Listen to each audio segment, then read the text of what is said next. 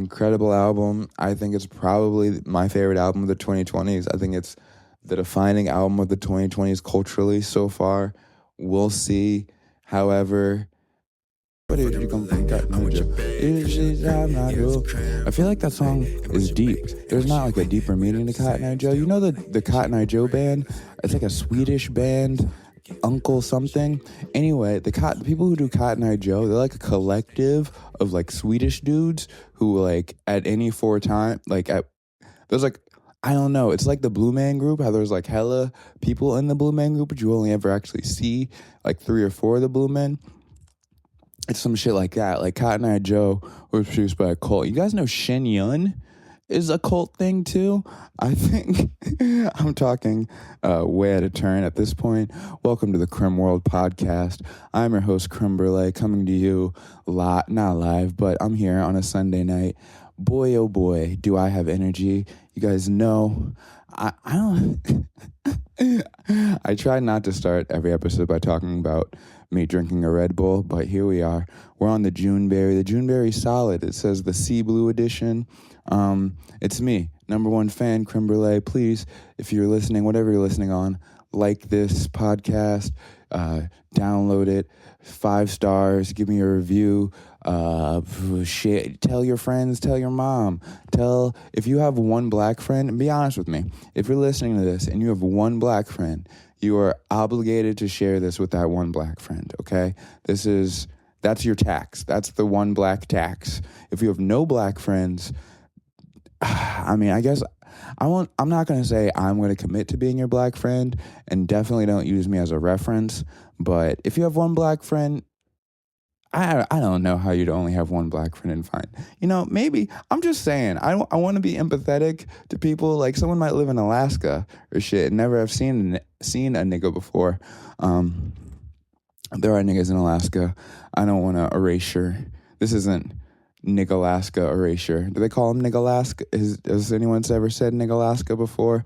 Man, I have ADHD. I was thinking, you know what? It's not bad that I have ADHD because I listen to a lot of podcasts. When I realized this, I only listen to podcasts where it's clear the host has ADHD because otherwise it's too boring. Like, I need you to bring up 80 new pieces of information within a minute and not really get back to any of them. Do we want to circle back to the Cotton Eye Joe cult thing, or do we just want to move on with the episode? I think we want to move on with the episode. Boy, so this has been it's March now. I just want to say, because, listen, I'm injured right now, right, guys? I haven't worked in a week. I got paid a week off to not work because I got hurt at work. 30 has hit me like a brick wall, y'all. I don't think I'd ever thrown my back out in my life. That's not a thing. I was on the menu for me in my 20s. I turned 30. I'm on thrown back out watch number 2. This time, I don't know. I have an appointment with a occupational therapist Wednesday. But it started as my back, and now my leg just hurts mad. Like, it's like maybe a nerve thing or something, but sitting is uncomfortable. Guys, I'm clutching it out for you. I'm going to sit for an hour, which I'm definitely not supposed to be doing. I don't have any heat on right now, but it's good because February, as like a comedian, it was one of the best months of my short career in terms of being busy. I got paid more than I've ever been paid in a single month before. It was not a drop in the bucket for what like my total rent is. It was maybe like a fifth of my rent, but it was money. If I didn't live in Seattle, if I lived in just name a state that's not on the water, it would have been I would have cleared rent maybe, but unfortunately I can see the water, therefore I pay too much in rent. So yeah, I don't know. If you hear me wincing in pain, that's that. Otherwise, we're going to talk about music today. Y'all know, maybe you do or don't. I've already done one music episode, and it was like a 2025 best of music episode. But today, I already feel like it's March 1st today. We've only been through 2 months. I already feel like it's been a great year for music. I have 7 projects to talk about already. And before we get into all the projects that are new this year. What's been in rotation for me recently? If you haven't listened to Songs in the Key of Life by Stevie Wonder, please, for the love of God, go do it today. That album is, I want to say like 24 songs. 20 of them are like all-time hits. Like not even, like you've heard them before. That's how I feel. Like I tried getting into Hall & Oates earlier this year because the first time I went through their like essentials on Spotify, like I had never listened to them on purpose before, but when you go through like a band like Hall & Oates, like their 10 most popular songs, you're like, oh, I've heard every single one of these. So it's kind of like that, but that's just the album Song in the Key of Life by Stevie Wonder. I don't know. There's just, I shouldn't have to explain to you how good of a musician, Stevie Wonder is. But Songs in the Key of Life is maybe the best album ever. I would jump off the porch with that take. It's not my favorite of all time, but in terms of musicality, songwriting, it's sweet. It's black. It's, I don't know, it's dancey, it's sincere, it's optimistic, it's everything. So that's been in rotation. That obviously didn't come out this year. Other album that's been in rotation for me heavy is The Art of Loving by Olivia Dean. This is a record that came out in September of last year. So fourth quarter of 2025, I didn't find out about it until, I heard about it up until that point, before this point, but she just won the Grammy, I believe, for Best New Artist. And some of the friends I have had been recommending her to me before, and I had listened like once, but I was like busy, and so I listened again driving back from Portland, and wow, this Olivia Dean record is excellent. It's how do I describe it? It's like R&B, it's up tempo, but it's very summery, it's very I don't know, it feels indebted to a lot of classic R&B and soul music, but it also feels very modern, and the production is lush. Her voice is awesome. My favorite song on there is a song called A Couple Minutes. I not to promote myself, but I make music. The theme song on this podcast is me, and I just haven't, part of being hurt, I've had more free time than I've had, since I moved, and unfortunately, like, I love making music, I love rapping, but I just don't have time right now. I do this for a couple hours a week. I'm trying to be a comedian full time. Music is definitely like a thing I love more than any other art form, definitely more than podcasting, but I don't know. You're supposed to, I believe in life, like, maybe not follow, but like go towards, put your effort into things that are like rewarding you. You know what I mean? That you're getting good feedback in. Like, go where it's clear you're wanted, if that makes a lot of sense. And that's how I feel about comedy. I just have, I think, a lot more natural, quote unquote, marketable talent. And like I said, I've made a lot more money doing comedy than I've ever have in music. So I will be doing comedy and podcasting until I have more free time. That being said, I had free time. This Olivia Dean song, a couple minutes. I just love the instrumental on it, and I was like, man, I would love to hear West Side Gun on this. And I was like, you know what? No, I'd love to hear me on this. So it brought me out of retirement a little bit. So I'm super grateful to the record for that.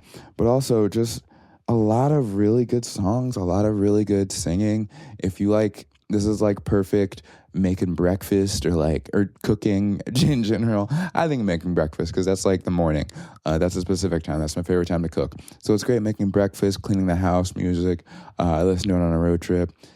Highly vouch for Olivia Dean's latest record. Now, in terms of, holding up my notepad, you can't see it, records of 2026. The first one I want to talk about. So I'm not gonna I just want to say I'm not like a music reviewer. That's not why I do this. I don't ever want to be in that space, mostly because I feel like giving music, or any art really, like a score, like a 1 to 10, like 1 to whatever on a scale, just like judging it in that way is just, it's borderline disrespectful, in my opinion. Not to say I've never, like, done that ever, but at this point in my life, I feel like it's very reductive is even too generous of a word, but it's a little reductive of art, because art is this thing that gives you like a specific feeling. And, you know, just take the feeling you have when you listen to a song and be like, 4, you know, it's like everything you've done is giving 4.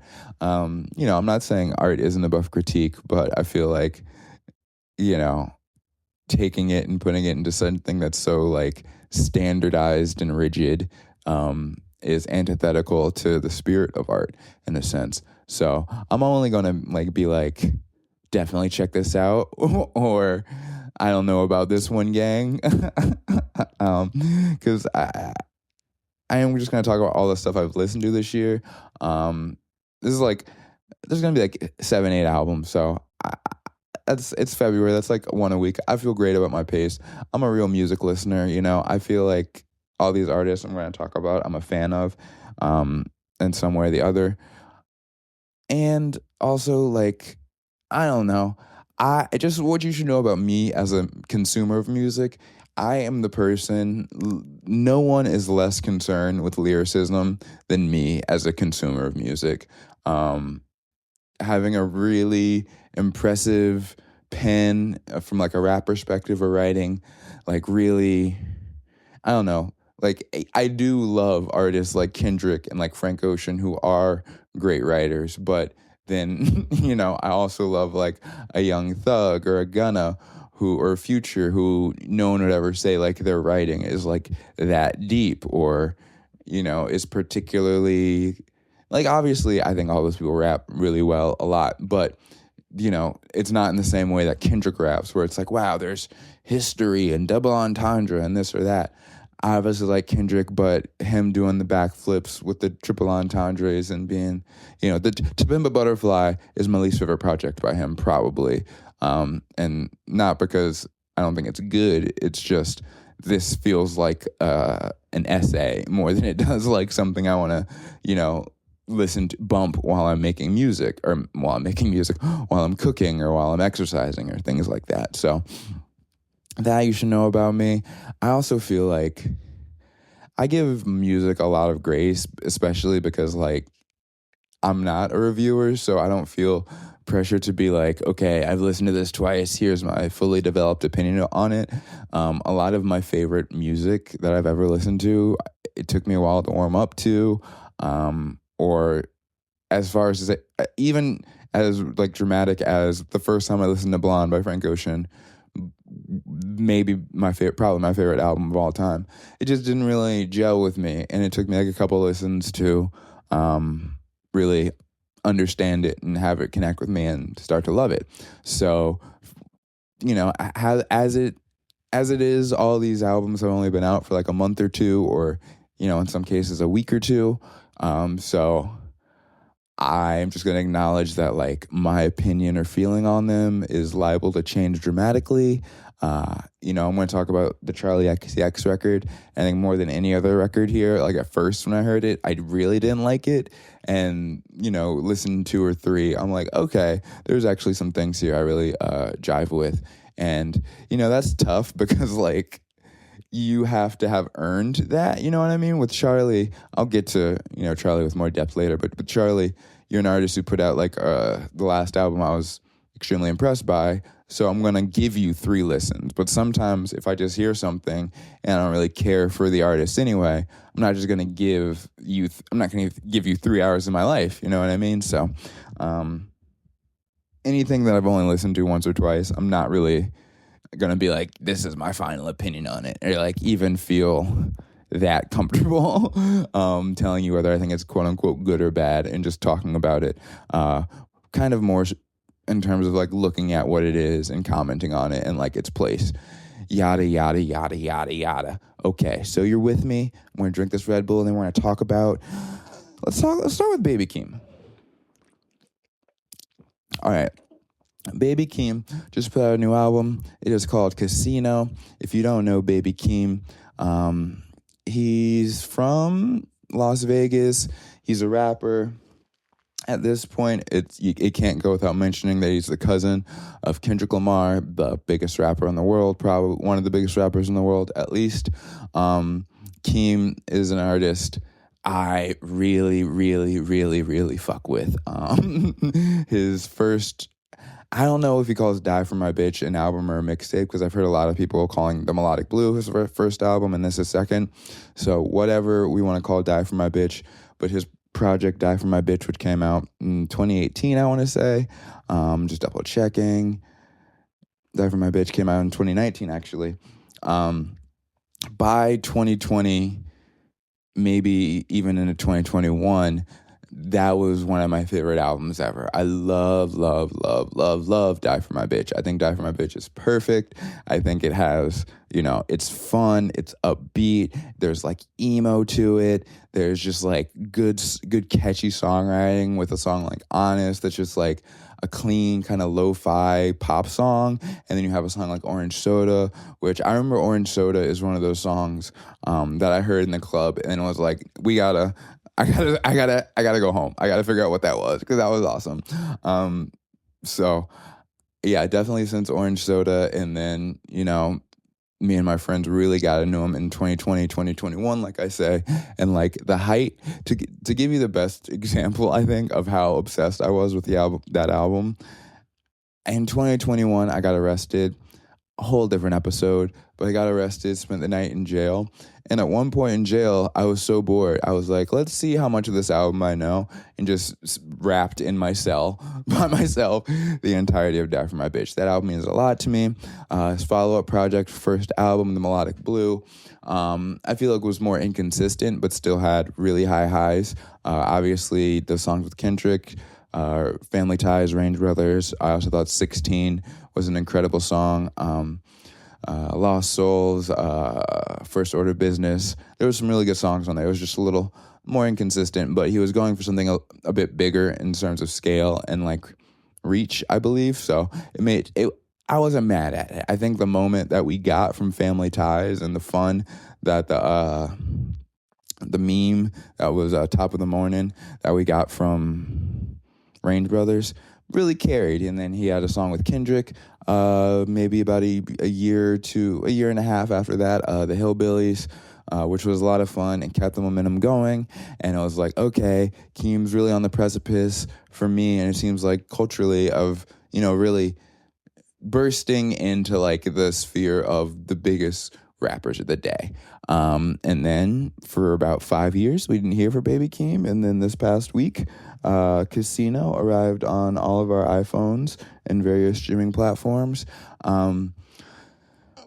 This is like, listening to Casino for the first time as a fan of an artist was like one of the weirdest experiences for me, because, and I haven't seen people talking about this that much, because I guess, I don't know, I just haven't seen people talking about it as much as I've been thinking about it. But the dude's voice is totally different. It sounds like a different person altogether, to the point where I was on track 2 and I was like, let me Google and make sure he's not like hiding features and he's just like not on any of these songs. If you're familiar at all with Baby Keem, the voice before this had a very high-pitched, almost nasally, definitely had a very childish feel to it. And I think that was one of the most endearing pieces or parts of the Baby Keem value proposition to me. I really loved his voice, and I remember the first time I played it for someone who was like, dude, this guy's voice is weird. And I was like, oh yeah, it is weird. So it wasn't a for everyone kind of thing. It wasn't like perfect. It was a little whiny, but to me, and he did, it was very emo to me. And you saw this when he did some like crossover songs like My Ex, or even a song like 16 where he's singing, where you're like, okay, when he's singing, it feels really like there's a lot of yearning and a lot of like youthful like angst in his voice. Flash forward to now, it took me probably 2 full good listens through to like be able to actually listen to it without just being like, without primarily paying attention to the changes in his voice and how like that was kind of throwing me off and kind of like looking for particular moments, because there are a couple moments, especially the second to last song, Dramatic Girl, where his singing, it gets close to what it was before, but it still almost feels like pitched an octave or two down. So I don't know. That it's made the album really challenging for me. I think it is undoubtedly, there are 3 or 4 songs, Birds and the Bees, Good Flirt, and Dramatic Girl, that have been, every time I even think about them, they're stuck in my head for X amount of time. Excuse me. The catchiness is there. You have a song like I'm Not a Lyricist. There's a couple songs where lyrically, he's showing more than he's ever shown before. He's shown that he can do raps outside of like the triplet kind of, flow. The triplet up tempo, like modern trap flows he was really doing before. It's refined down to a thing where a lot of people are comparing it. Some people are comparing it to Andre 3000. To me and to a lot of other people, it sounds extremely similar to Kendrick, especially around the Section 80 portion of Kendrick's career. So the rapping, I can't deny, is very good, if not like some of the best rapping he's done. There's very catchy songs. And in terms of depth, there's a lot more depth and like emotional moments than he's ever had on any project before.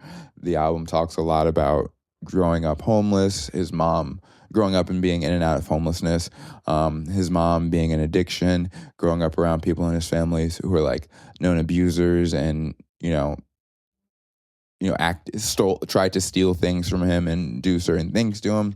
So it's really hard to, from like an artistic, creative perspective, there's not a lot to knock here. You know what I mean? Like there's depth, there's good lyricism, there's catchy songs, the production.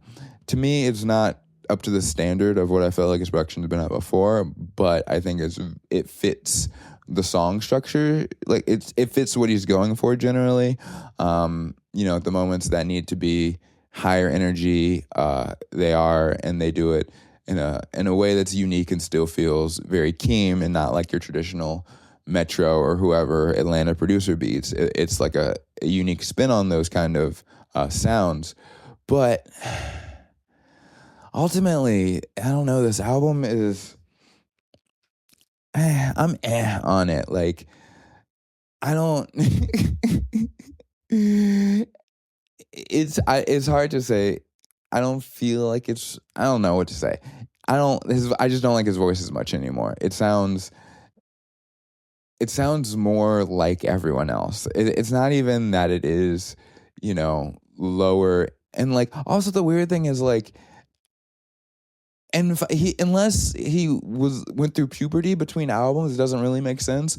A lot of people are like, he's just maturing, and it's like, I guess I just don't see how from like 20 to 25 your voice drops again. Whatever.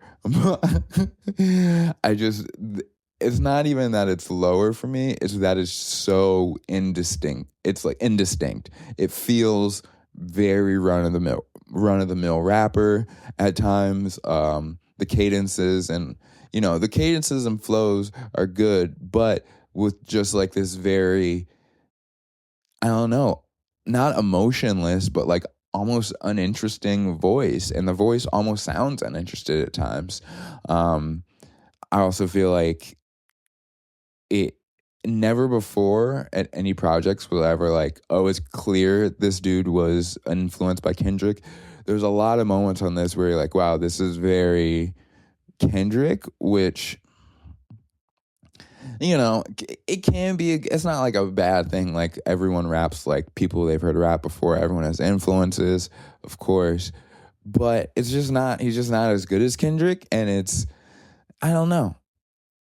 I think it's so, at times it's so indebted to Kendrick that it is a little distracting for me. And so, yeah, I'm just lukewarm on this album. 5 years, I don't want to be like the person who has to be like your last stuff was better or worse, but you can't deny expectations, and you can't deny like a 5-year wait for a 12-track album, which in today's hip hop landscape is rare and is kind of signaling that you want like a concise project that's going to be no fat. I do feel like for 12, there's definitely a handful of songs that are like whatever.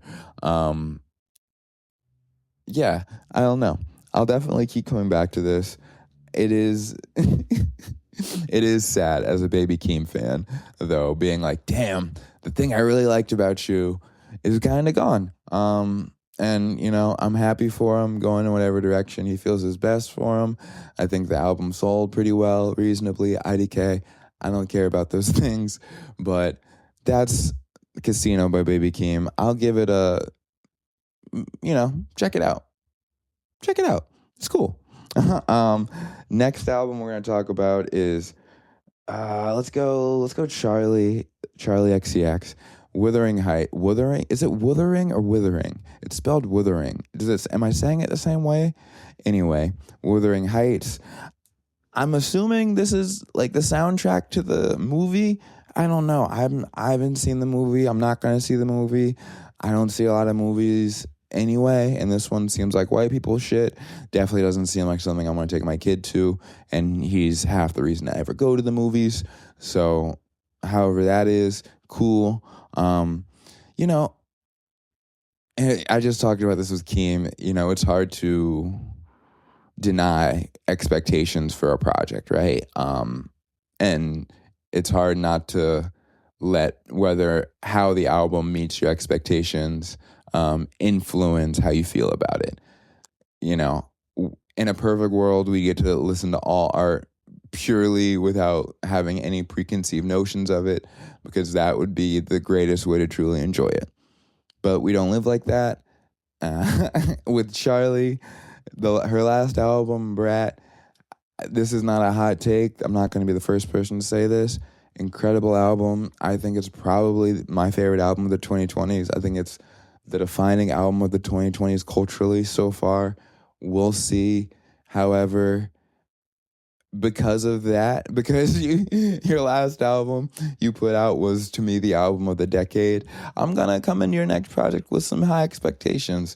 When I saw that it was Wuthering Heights and like tied to the movie in some way, I was like, okay, we'll see, you know what I mean? Because doing a movie soundtrack is different.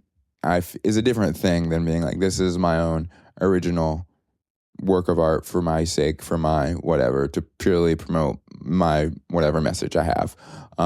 So, not to give her a pass, just all the context I'm going into the album with. Overall, I think I mentioned it before. First listen, I was like, man, this is some cheeks. I'm gonna be real. I don't know. It sounds, even from the first time, I think it sounds really cool. I think Charli is just gonna have really sick production, just period. I think from whatever the one before Brat was to now, they've all had stellar production. So I was impressed by the production. The songwriting is a little, just the songwriting, because I think because it was so influenced by this movie that I assume is about some sort of like tragic love. I found the songwriting at times to be approaching cringe, too cringe. The one is not the loneliest number. Kind of cringe. I'm not mad at it. Kind of cringe.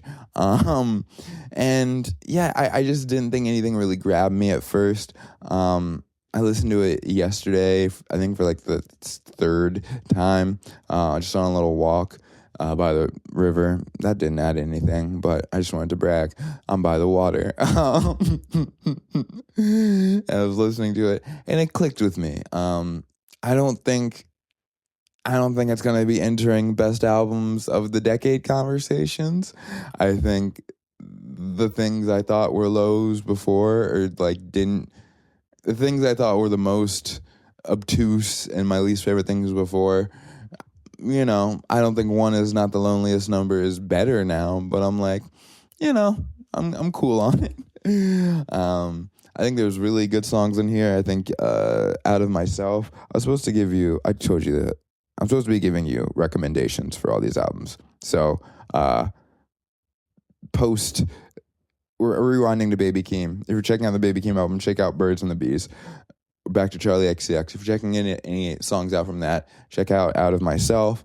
That one felt real. You know what I mean? That one felt earnest. And I think just knowing where Charli is at, just having been married and all this really nice kind of, it seems like she's at a good place with love in her life. So not to be parasocial, but for maybe that reason, or just maybe just from like a songwriting perspective, that's the song that felt the most earnest to me and like optimistic. And not all the songs have like this dark, like tragic feel to them, but a lot of them do.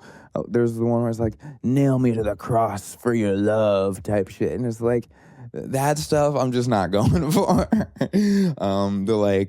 The Shakespearean thirst of it all doesn't do a lot for me. But the upbeat production, what was the one? Dying for You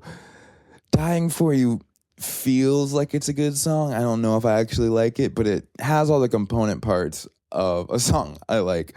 So yeah, I think I don't have to belabor it too much more. I don't have too much to say about this album. I think if you like Charli, it's worth checking out. If you're on Charli, I don't think it's going to change your mind, but I thought it was worth a listen. And if you didn't like it the first time, listen again and somebody tell me what happens in Wuthering Heights. Because maybe that's my other thing is like, maybe this all goes really hard in the context of the movie. I don't know if it's like a music movie like that, but some of the ones that are like dark and like kind of weird, maybe that like is like a scene where like it needs to be dark and weird, right? So that's like I was saying, I'm not giving her a full mulligan on this, but I'm not counting this. If the next one's a banger, I'm going to say she had back-to-back banger albums. You know what I mean?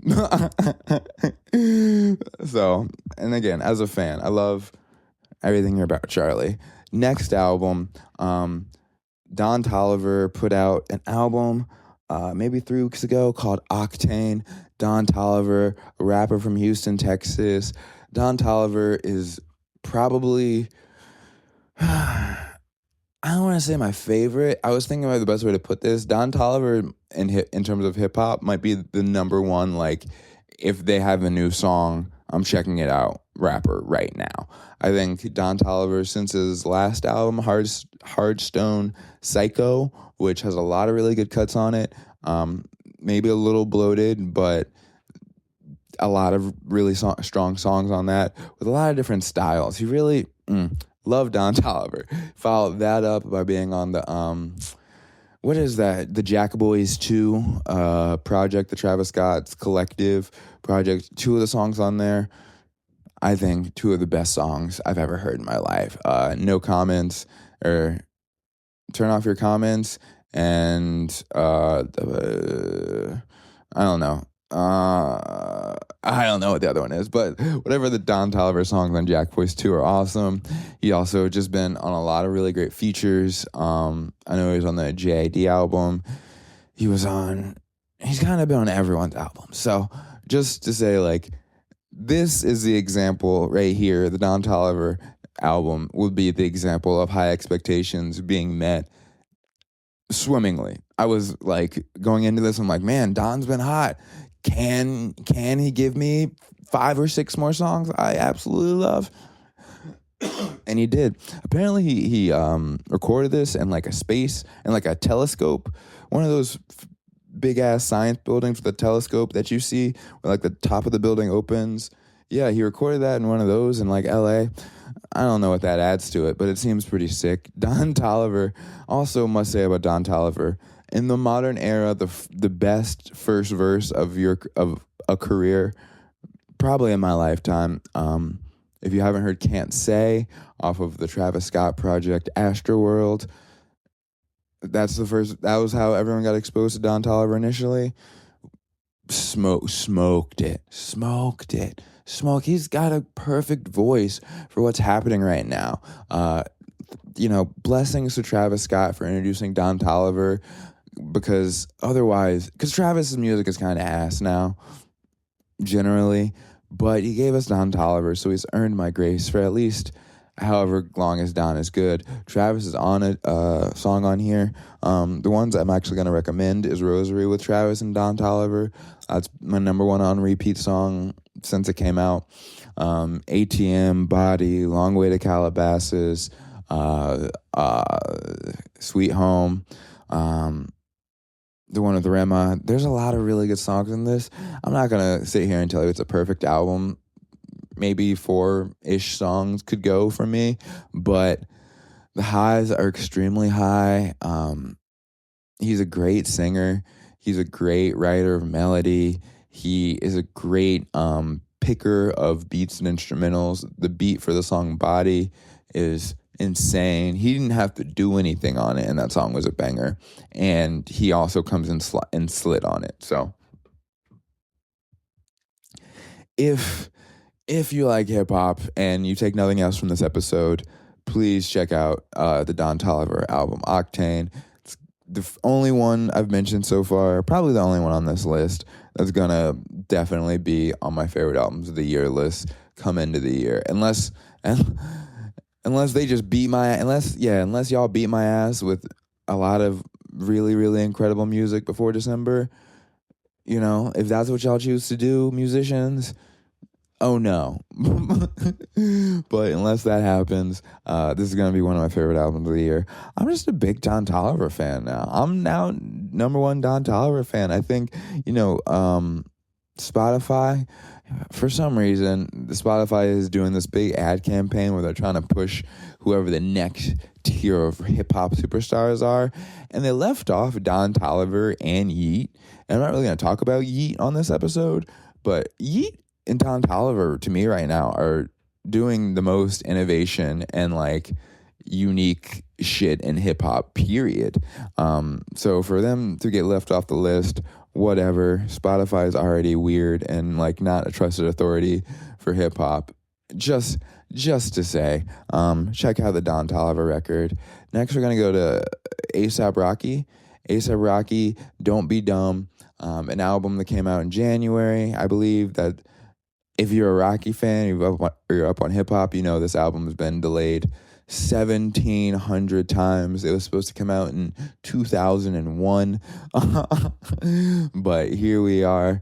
A$AP Rocky's, I think, one of the most interesting rappers, because he came out, around the same time as the Kendricks and the Tyler, the Creators of the world, some of the biggest in the space, and was definitely, Kendrick and Tyler specifically was peers with them, and there was a moment where they're all a similar level of popularity. We didn't know who was going to be the biggest, and no one's gonna act like A$AP Rocky doesn't have the best life out of everyone. Period. That's not what I'm saying. But in terms of, I don't know, measuring up to his peers, he musically, it always has felt a step behind. And this is to say nothing. This isn't to try and diminish the quality of Rocky's music. I'm actually generally a fan of Rocky's music. I think he is maybe the most hit or miss rapper of the modern era. And I respect it though, because, his last project, which was pretty, the consensus was people were on it. It was called Testing. I don't remember when it released. Maybe what year is it? 2026? Maybe 2020. Maybe before that. I think it's 7 years for Rocky too. So pre-pandemic, his last album came out, I believe. And like I said, people were kind of meh on it. But I really, really there was some cheeks on there for sure. But I really, really liked it. And the stuff that was cheeks, I respected because it was so experimental. That's the one thing about A$AP that is really, really, I have a lot of respect for. he is always trying shit, and he is always trying to put sounds together, and always being like, paying homage to his influences and the people that came before him, and trying to infuse whatever he feels his swag is into things. Like, obviously, if you know Rocky, he came up with a sound that was very Houston, and he was from Harlem, so it was like, kind of the when people first realized regionalism and hip hop is dead, was probably around the time Rocky came on the scene, because you're like, what do you mean this person from Harlem is doing like chopped and screwed style songs and beats? So I don't know. I have a lot of respect for Rocky as an artist, because, like I said, he takes chances. If you don't know, he is unquestionably, in my mind, he has the best music videos of any artist, period. Sundress, Helicopter. I don't know. I don't remember seeing Helicopter. Punk Rocky on this album, Sundress, all the ones for testing. Just type ASAP Forever. Type in ASAP Rocky videos on YouTube. I'm just serious. I'm serious. You're going to have such a good time. The videos are so well done. Look up the Taylor Swift video. Type ASAP Rocky, Taylor Swift into YouTube. That's the craziest music video you've ever seen. And they're always so entertaining. They're high concept. The one for Sundress is like all told in photos, but it's like all photos of people. So it's like it's stop motion, but with actual humans. It's incredible. So in terms of creativity and putting a lot into his work, and having a lot of respect for hip hop and paying homage to hip hop, while also trying to, introduce modern audiences to things that might be more classic, that like his younger fans are probably not going to be aware of, that he can put them on game to. So in terms of like being a steward of the of hip hop, I think Rocky is awesome. This album, Don't Be Dumb, a lot of preamble. This album, Don't Be Dumb, I think is like, yeah, it's everything I've said about Rocky up to now. There's a lot of really, to me, a lot of really, really great songs. Some of his best songs ever. To me, Playa, the song with Doechii. I like the song with Gorillaz. I like Punk Rocky. Excuse me. I could keep going. A lot of great songs. There's a lot of cool music videos he's put out already. There's a lot of different styles and sounds he's pulling from different genres. There's like, I don't know, there's like there's some stuff that's like super punky, out of left field. I can't remember what the name of it. There's one song it has like a PlayStation 2 feel to it. What is it? Oh, STFU?